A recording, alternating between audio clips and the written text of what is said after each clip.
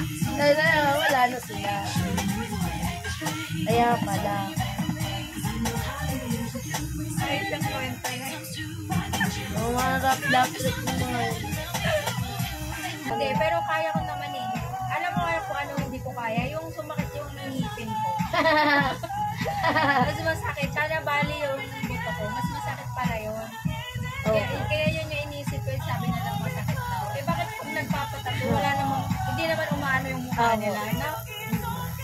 Kaya sabi ko kaya ko siguro. Kasi dami ko Dahil na po kayo sa buto? Ano? Oo, Magalang. diba peklat, tapos peklat. Ganito kahaba yung bakal dyan sa loob. So, pero natanggal na po. Hindi, nandito pa siya. Mas masakit po yun kasi maraming injection na Yung inog opera dito, kaya to siya may peklat kasi dito pinasok yung bakal. Yan yung tahi. Oo, di ba masakit yung nanganak ako? So, sakit yan. Mas masakit yung sakit ng ngipin ko. Mas masakit to. Kaya pala panis na ito. Panis malat na eh. Kasi ano po yun yung ano talaga yung po. Eto, parang first year lang. Sumisigaw ako nito sa sa ER ng Talaga? Wala siyang ano? Wala. Hindi kasi pwede lagyan ng anesthesia pagka ginaganon-ganon nila. Wala lang pakasali.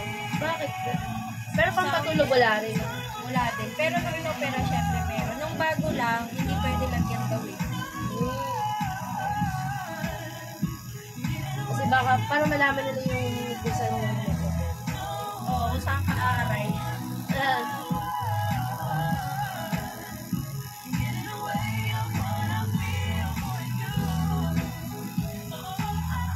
Karayong pala yan, na gumaganon-ganon. Opo. Buti natatansya ngayon.